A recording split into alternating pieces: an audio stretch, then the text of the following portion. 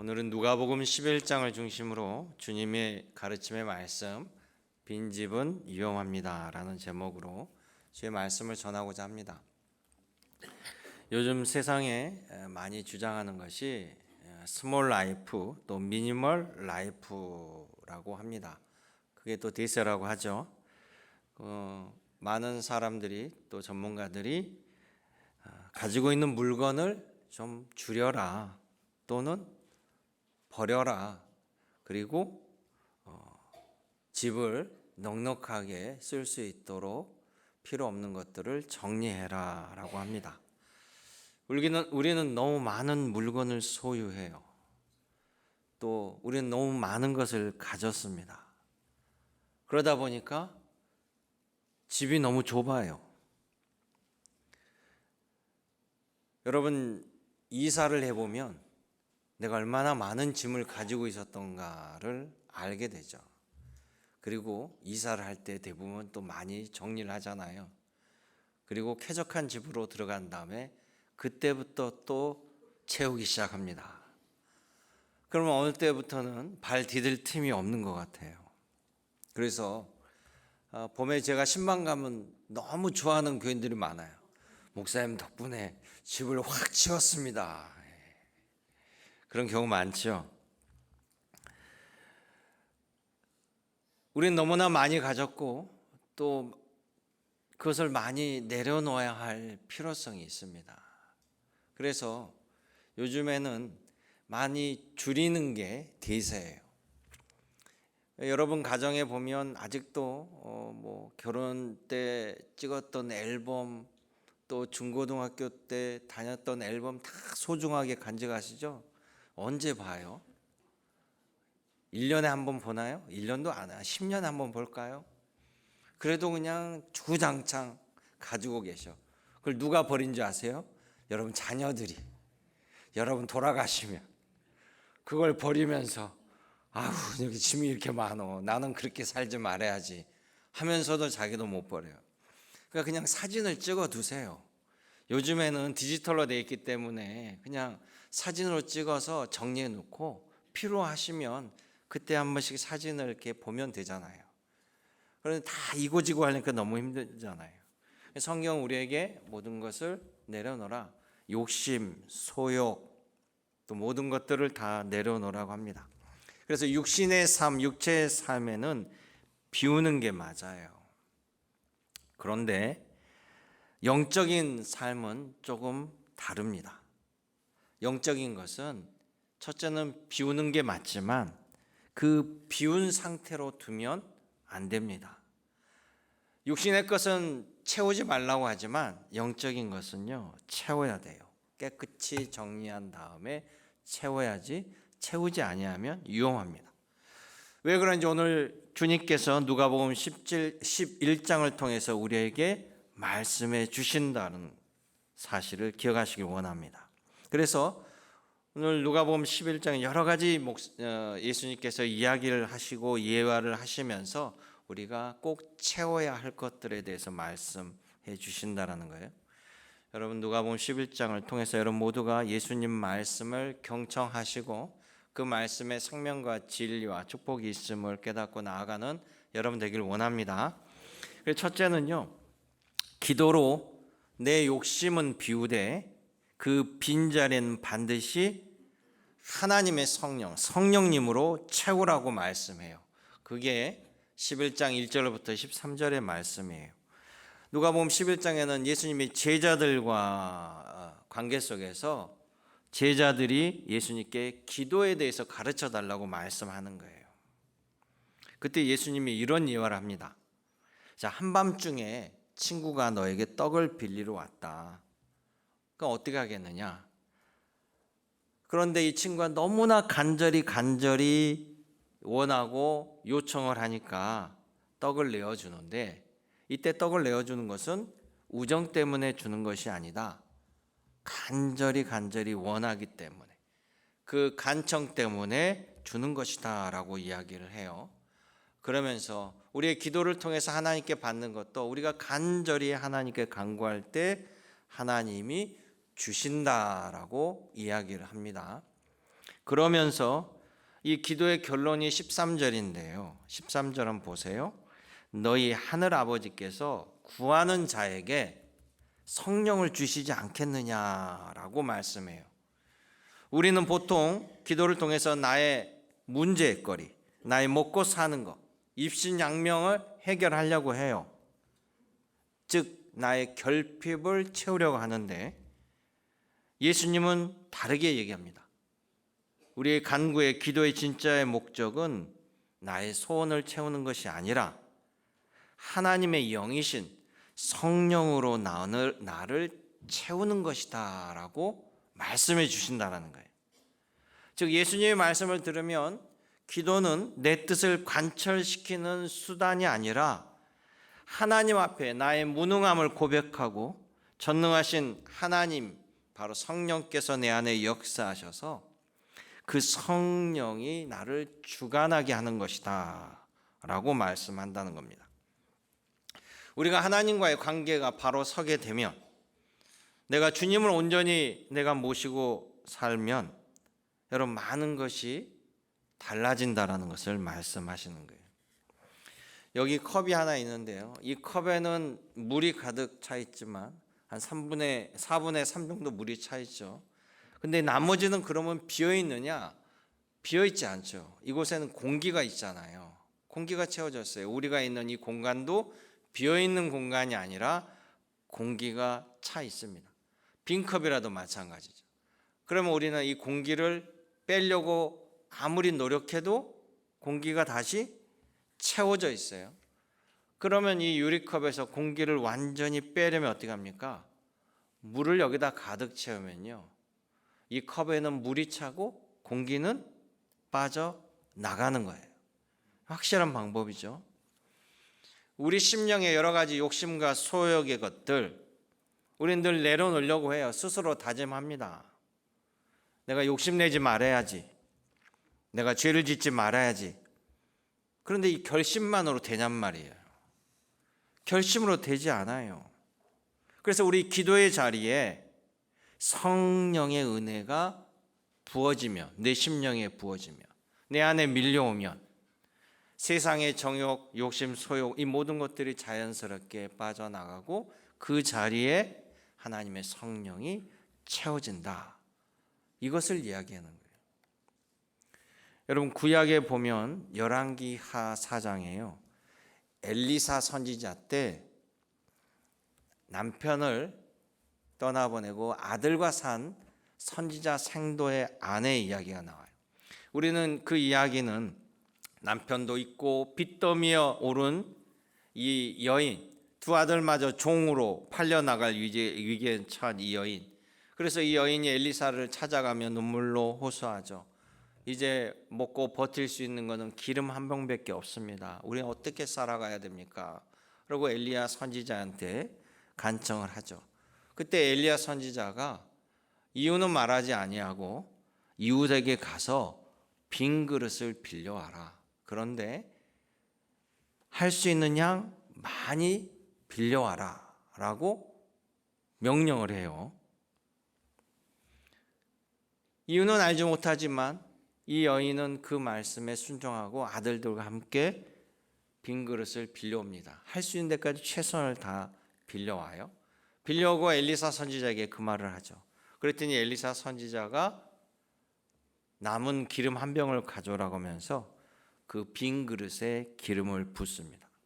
성경은 그 기름이 가득 찬 빈 그릇에 가득 담긴 바로 그 상황 속에 기름이 이제 멈추게 되죠. 그릇이 다 차니까.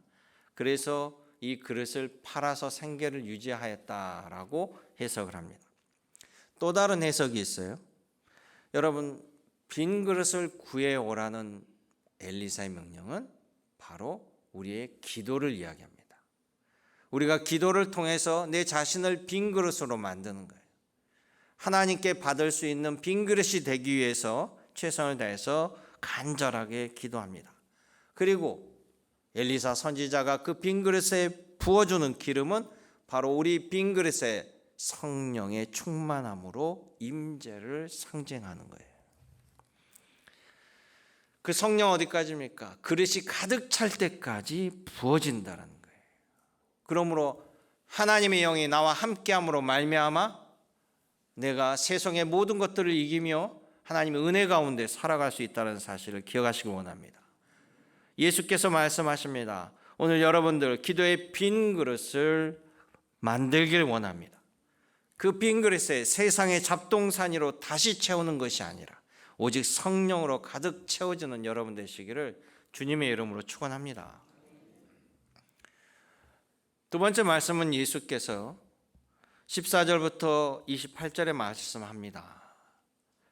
뭐라고 말씀하면 빈집은 위험하니 그 집을 예수 그리스도로 채우라, 이렇게 말씀하시는 거예요. 그러면서 이런 예화를 드십니다. 어떤 사람에게 더러운 귀신이 나갔어요. 그래서 귀신이 그 사람을에서 떠나서 여러 곳을 돌아다니다가 결국 쉴 곳을 찾지 못하고 돌고 돌아서 이 사람에게 와서 봤더니 이 집이 청소가 되고 아주 깨끗하게 수리되어 있어요. 그리고 그냥 살기 좋은 쾌적한 상황으로 비어 있다라는 거예요. 그러니까 귀신이 여기가 너무 좋은데, 그러면서 7 귀신, 더 악하고 강한 7 귀신을 데리고 와서 그곳에 들어와 살게 됩니다. 그래서 결국 그 사람의 형편이 처음보다 나중에 더욱 비참해졌다라고 이야기합니다. 자, 이 예화를 들어주신 예수님의 말씀하신 의도가 무엇일까요? 여러분, 세상 종교들도 다른 종교들도요, 선하게 살라라고 다 가르칩니다. 그런데 이 세상 종교의 한계는 뭡니까? 모든 종교가 선하게 살려고 노력하지만, 그래서 그 마음을 깨끗하게 비우고 청소한다라고 모든 것이 해탈이 되고 이루어진 것이 아니에요. 우리 신학적으로요, 하나님을 믿지 아니하고 예수님을 몰라도 일반 은총이라는 것이 있어요. 일반 은총은 선인이나 악인이나 하나님께서 똑같이 비를 내려주시고 햇빛을 주시는 것과 같은 거예요. 그러니까 도덕적인 것, 세상적으로 도덕적인 것도 똑같은 마음의 비움이나 깨끗함을 누릴 수는 있는 것이 일반 은총입니다. 그러나 진정한 우리 심령의 주인이 되시기 위해서는 내 안에 예수 그리스도가 계시지 아니하면 오히려 그 비어져 있는 것은요, 마귀가 역사하기 최적의 장소가 된다는 사실을 기억하시기 원합니다. 오늘 여기 예화를 사진으로 한번 보여드릴게요. 그림으로. 자, 저 구석에 앉아있는 남자 얼굴에 거의 혼이 나가 있죠. 얼이 빠져 있는 거죠. 저 사람의 마음 상태입니다. 저 집의 중심에 주인이 누굽니까? 악한 영이 주인이에요. 그리고 원래 저 집의 주인이었던 저 남자는 망연자실에 모든 것을 빼앗기고 집은 흉측한 상태로 되어 있습니다. 두 번째 사진. 이제 그 집을 청소했어요. 마귀도 나가고 얼마나 깨끗한지 몰라요. 그런데 세 번째, 마귀가 갔다 와서 보니까 집이 너무 깨끗하고 훌륭한 거예요. 그래서 다른 놈들을 데리고 와서 함께 살아가니까 이제 저 사람은 저 구석대기에서 완전히 더 비참한 삶을 살아가게 되는 거죠. 예수님께서 말씀하시는 것이 빈집이 위험하다는 것이 이겁니다. 마지막은 그 깨끗한 빈집에 예수께서 함께 거할 때 저 마귀는 역사할 수가 없습니다. 21절에 말씀하죠. 강한 자가 무장을 하고 자기 집을 지킬 때에는 그 소유가 안전하리라. 할렐루야. 우린 예수님께서 우리의 주인 되셔서 우리를 지켜주실 때 우리는 주님의 보호 아래 강력하게 살아갈 수 있다는 것이에요.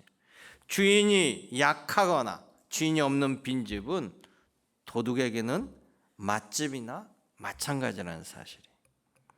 그래서 우리의 구원과 성화는요, 단순히 세상적으로 죄를 안 짓는 소극적인 상태가 아니라 내 안에 더 강한 예수 그리스도가 주인 되셔서 사탄이 넘볼 수 없는 틈 타지 못할 상황이 되게 하여야 한다는 사실을 여러분 꼭 기억하시길 원합니다.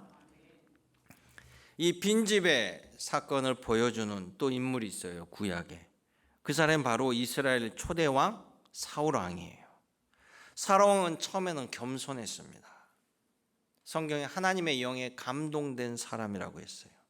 그런데 그가 왕이 되고 권력에 취하자 주님의 말씀을 듣지 않습니다. 주님의 말씀을 듣지 아니하고 주님 뜻대로 하지 않습니다. 결국 사울왕이 주인이 되고 주님은 멀리하게 되니까 결국 하나님의 영이 떠날 수밖에 없죠. 사울에게 하나님의 영이 떠나니까 그에게 무슨 일이 벌어졌습니까? 성경은 무섭게 기록합니다. 여호와의 영이 사울에게서 떠나고 그곳에는 악령이 악신이 사울에게 역사하더라. 그리고 그를 번뇌하게 하더라. 그를 주장하고 그를 흔들었다는 사실이에요. 성령이 떠난 빈자리는 악한 영이 차지해 버렸다는 사실입니다.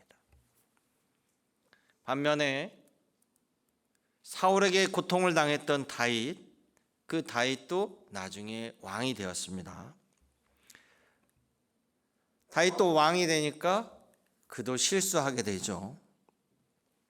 우리의 아내 장군의 아내와 잘못을 저지르게 됐어요. 그때 나단 선지자가 다윗 왕을 꾸짖었습니다. 호되게 꾸짖었어요. 그런데 그 말을 받고 최고의 권력을 가진 다윗 왕이 무릎 꿇고 하나님께 철저하게 눈물 흘리며 회개합니다. 그의 회개 가운데 하나님께 이렇게 기도합니다. 주의 영을, 주의 성령을 내게서 거두지 마소서. 다윗이 하나님께 간절히 간구합니다.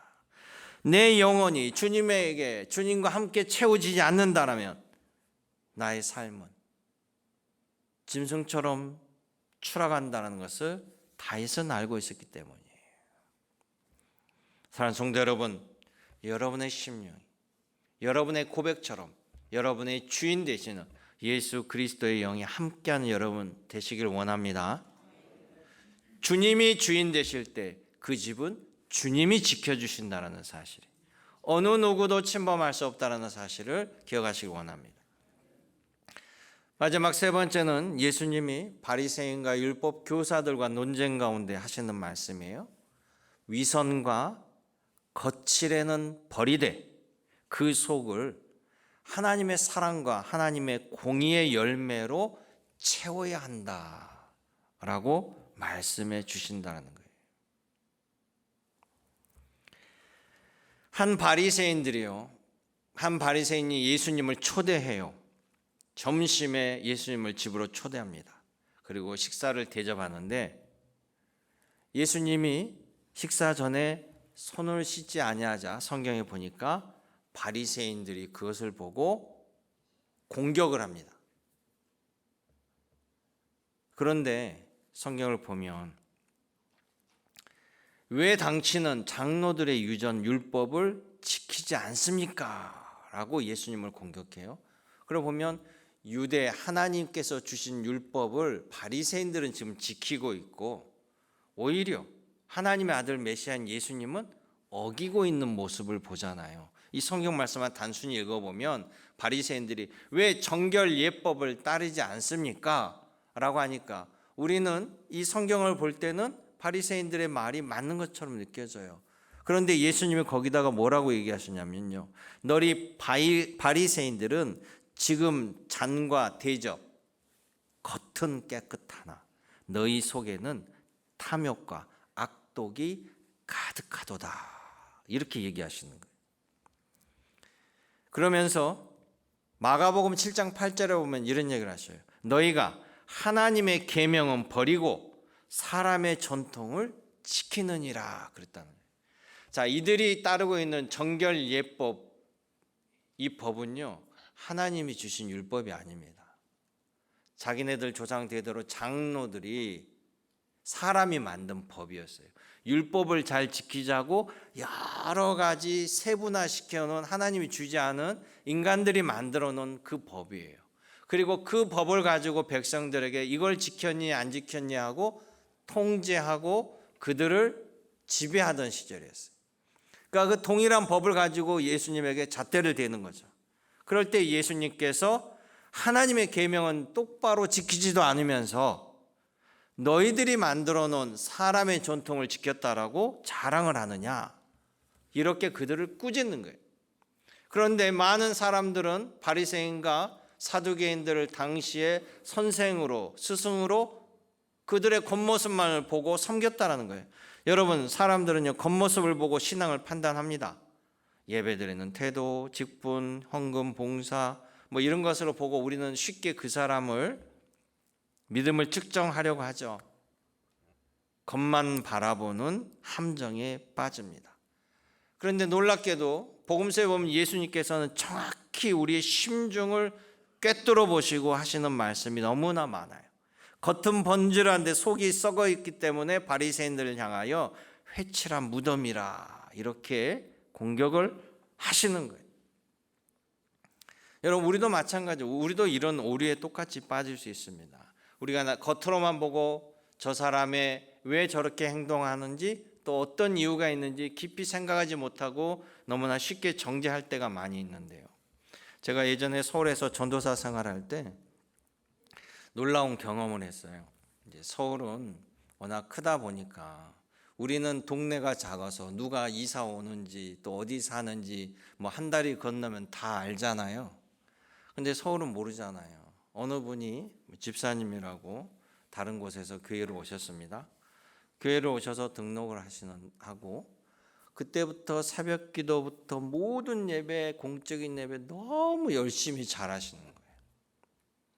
그러니까 그 모습을 보고 사람들이 야, 우리 교회 정말 알곡 같은 분이 왔다. 막 서로 사람들이 좋아하고 목사님에게 뭘 저분한테 시켜야 된다고 저 사람 뭘 해줘야 된다라고 막 교인들 스스로 좋아서 1년, 2년 그러고 겉으로 보여지기에는 거의 뭐.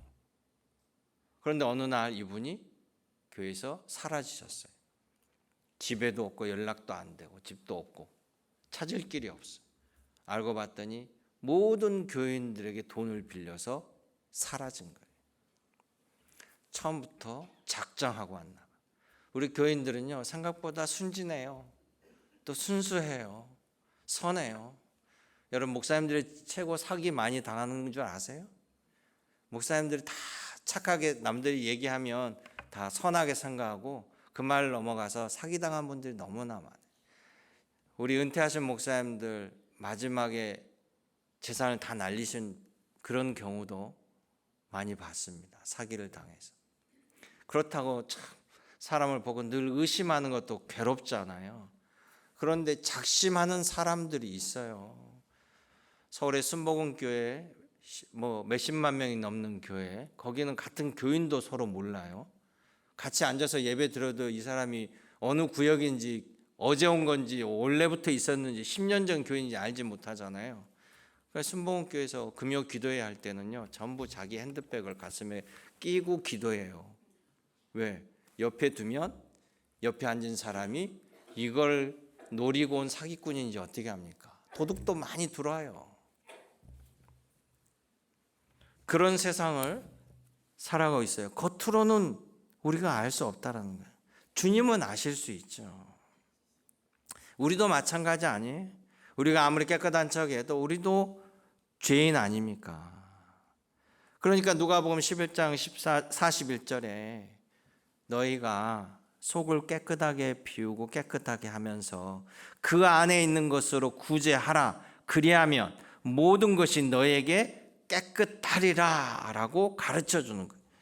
이 말씀은 단순히 내가 돈을 나눠주라는 뜻이 아니에요. 탐욕과 욕심 모든 악독을 비워내고 그 자리에 하나님의 성품인 긍휼과 사랑과 공의로 가득 채워서 흘러보내라는 말씀을 하고 있는 거예요. 오늘 우리가 교동문 읽었던 116편도 아까 교동문을 같이 하다 보니까요 오늘 성경 말씀하고 똑같은 말씀이 나왔더라고요. 눈에 보이는 대로 심판하지 아니하며 그의 귀에 들리는 대로 판단하지 아니하신다. 우리 주님은 눈에 보이는 대로 판단하지 아니하다.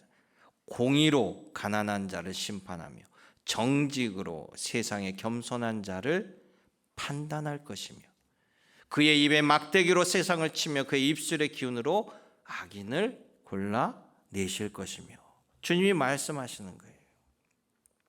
그러기에 사랑하는 성도 여러분, 우리 내면이 하나님의 사랑으로 가득 채워지면요, 겉모습을 억지로 경건한 척 꾸미지 않아도 내 내면에 성령의 충만이 흘러나오게 되어 있다는 사실을 기억하시기 원합니다. 내 내면의 변화가 온전히 일어날 때 삶의 열매가 완성된다는 거예요. 사무엘 선지자가 사울 왕이 폐위되고 하나님께서 세우시는 새로운 왕을 만나러 이새의 집에 갑니다. 그런데 누군지는 몰랐어요. 그래서 사무엘과 이새도 자기 아들 가운데 하나님이 세운 새로운 왕이 있다라고 하는데 누군지 알지 못했어요. 그런데 사무엘은 이새 집에 가서 첫 아들 맏아들 엘리야를 보자마자 키도 크고 그냥 훤칠하게 잘생긴 거예요. 야, 하나님께서 기름 부을 자가 바로 엘리압이구나 라고 감탄했어요. 그 겉모습에 그냥 넘어간 겁니다. 그런데 하나님 뭐라고 했습니까? 내가 보는 것은 사람과 같이 아니하니 사람은 외모를 보거니와 나 여호와는 중심을 보느니라. 결국 아버지 이새도 사무엘도 끝까지 그 아들들 가운데 하나님이 택한 왕이 될 아들을 찾지 못했어요. 그러나 나중에 양을 치고 있다가 들어온 다윗, 그의 예모는 양을 치고 왔으니 초라한 모습으로 들어왔죠. 그런데 하나님 뭐라고 그랬습니까? 다윗 보고 그 중심에는 하나님을 향한 뜨거운 믿음이 가득 찼다라고 주님이 그를 선택했습니다. 바로 여러분들이 겉만 화려한 신앙인이 아니라 속사람이 예수 그리스도의 성품으로 가득 찬 알곡과 같은 여러분 되시길 원합니다. 주님이 여러분을 보시고 기뻐하는 주님의 귀한 백성으로 거듭나는 여러분 되시길 원합니다. 얼마 전부터 서울에서는 도심이 싱크홀이 생겨서 구멍이 생겨가지고 운전하고 가다가 차가 그냥 자기도 모르게 구멍 속으로 빠져서 죽고 사고가 납니다. 누가 어떻게 당할지 몰라요. 그래서 서울시에서는 그 빈 곳을 추적하고 지도를 만들었습니다. 땅꺼짐이 있는 속에 지하 공간이 생긴 곳은 뭐 여러 가지 공사 또 지하수 부족 이런 것들로 인하여 빈 공간이 생긴 거죠. 겉은 아스팔트처럼 단단하게 보이고 멀쩡하게 보이는데 속은 뻥 뚫려 있으니까 지나가는 차의 하중을 견디지 못하고 무너져 버리는 거예요. 그리고 무너지면서 다른 사람을 죽이는 도구가 되어버린 거죠. 여러분, 우리 신앙도 마찬가지입니다. 아무리 우리가 화려하고 신앙의 직분이 화려해도요, 내 영혼에 주님이 역사하지 아니하고 주님이 주도하지 아니하고 주님의 말씀대로 따라 살아가지 아니하면 우리 인생도 싱크홀처럼 와르르 무너진다라는 거예요. 여러분의 영적 기반이 바로 성령의 은총과 예수 그리스도의 은혜가 여러분의 심령의 코어가 되기를 주님의 이름으로 축원합니다. 마지막 다시 한번 결론을 보면 빈집은 위험합니다. 첫째는 우리 기도로 세상 욕심을 다 밀어내고 그 안에 성령님으로 가득 채우기를 원합니다. 또 깨끗하게 청소된 이 빈집은 오히려 더 위험합니다. 내 주인 되시는 예수 그리스도가 그곳에 좌정하셔야 됩니다. 마지막 세 번째는 형식적인 종교 생활을 넘어서 내 내면에 진정한 그리스도의 사랑과 공의가 가득 넘쳐서 하나님이 기뻐하신 삶, 하나님 복 주시는 삶, 하나님의 열매를 이루는 삶을 살아가는 여러분 되시기를 주님의 이름으로 축원합니다. 은혜롭고 참 좋으신 아버지 하나님, 오늘도 우리의 삶을 성령께서 주장하여 주시옵시고 그리스도의 평강이 나를 주장하사 그리스도의 평강으로 헌신하며 기쁨으로 영광 돌리는 주의 백성으로 인도하여 주옵소서.